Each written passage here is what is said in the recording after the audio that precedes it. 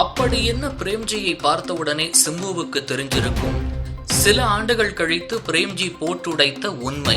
தமிழ் சினிமாவில் ஒரு நகைச்சுவை நடிகராக வலம் வந்தாலும் இசையில் ஒரு குறிப்பிடத்தக்க இடத்தை பெற்றவர்தான் கங்கை அமரன் மகன் பிரேம்ஜி.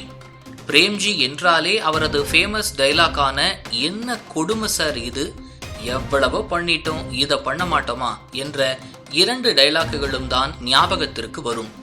அந்த அளவிற்கு இந்த 2 டைலாக்காலேயே மிகவும் ஃபேமஸ் ஆனவர். அதோடு ஒரு படத்தை வெங்கட் பிரபு இயக்குகிறார் என்றால் அந்த படத்தில் நிச்சயம் அவரது சகோதரர் பிரேம்ஜி இடம்பெறாமல் இருக்க முடியாது.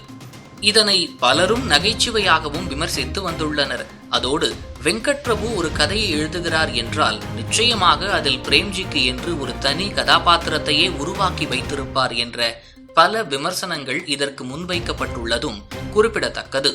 முன்னதாக இயக்குனராக திரைத்துறையில் அறிமுகமாக இருந்த பிரேம்ஜியின் திட்டம் பாதியிலேயே கைவிடப்பட்ட நிலையில் இசையில் தனது கவனத்தை செலுத்த ஆரம்பித்தார். மேலும் திரைப்பட இசையமைப்பாளரான யுவன் சங்கர் ராஜாவுடன் இணைந்து இசையமைப்பில் ஈடுபட்டு வந்த பிரேம்ஜி யுவன் சங்கர் ராஜாவின் பெரும்பாலான பாடல்களின் ராப் பகுதிகளில் பாடி வந்துள்ளார்.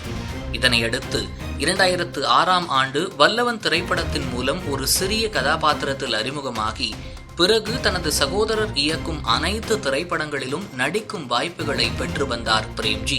அந்த வகையில் சென்னை 6,28,000 என்ற திரைப்படத்தில் சீனு என்ற கேரக்டரில் நடித்து மிகவும் பிரபலமானார். மேலும் மங்காத்தா மற்றும் சேட்டை ஆகிய படங்களிலும் ஒரு முக்கிய வேடத்தில் நடித்து மக்கள் மத்தியில் நல்ல வரவேற்பையும் பெற்றார்.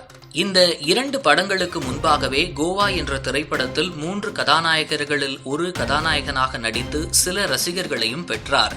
இருப்பினும் இந்த படத்தில் அவருக்கு என்று ஒரு தனி காதல் ஸ்டோரி மற்றும் லவ் சாங் இருக்கும். அது இன்றளவும் காமெடி சீன்களில் மிகவும் பிரபலமான ஒன்றாகவே பார்க்கப்படுகிறது. இது மட்டுமின்றி பாடகர் சுரேஷ் பீட்டர்ஸுடன் இணைந்து மைக்கேல் ஜாக்சனுக்கு அஞ்சலி செலுத்தும் வகையில் த ஒன் கீதம் என்ற பாடலை இயற்றினார். இந்த நிலையில் பிரேம்ஜி முதலாக தனது இசை பாதையிலிருந்து எப்படி சினிமாவிற்குள் ஒரு நடிகராக அறிமுகமானார் என்பது குறித்த ரகசியத்தை பொதுவெளியில் கூறியுள்ளார். அதாவது தனியார் யூடியூப் சேனல் ஒன்றுக்கு பேட்டி கொடுத்த பிரேம்ஜி யுவன் சங்கர் ராஜாவின் அசிஸ்டண்டாக மன்மதன் திரைப்படத்தில் வேலை பார்த்த பொழுது சிம்பு அடிக்கடி இசையமைக்கும் இடத்திற்கு வந்து செல்வார். அப்பொழுது என்னை பார்த்து, "உன்னை பார்க்கும் பொழுது டிஃபரெண்டாக இருக்கிறது, ஒரு காமெடி லுக் உன்னிடம் இருக்கிறது, அதனால் நீ நடிக்க வேண்டும்" என்று கூறினார். இருந்தாலும் அது எனக்கு சரியானதாக தோன்றவில்லை.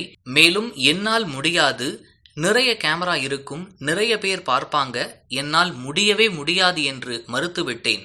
ஆனால் சிம்பு அடுத்து இயக்கி நடிக்க உள்ள வல்லவன் திரைப்படத்தில் ஹீரோயினின் நண்பன் ரோலில் நடிக்கும்படி வற்புறுத்தினார். அது மட்டுமின்றி வல்லவன் திரைப்படத்தின் படப்பிடிப்பின் பொழுது என்னை வலுக்கட்டாயமாக இழுத்து கொண்டு சென்று வல்லவன் திரைப்படத்தில் என்னை நடிக்க வைத்தார் என்றும் பிரேம்ஜி கூறியுள்ளார். இது தற்போது இணையத்தில் படு வைரலாகி வருகின்றது.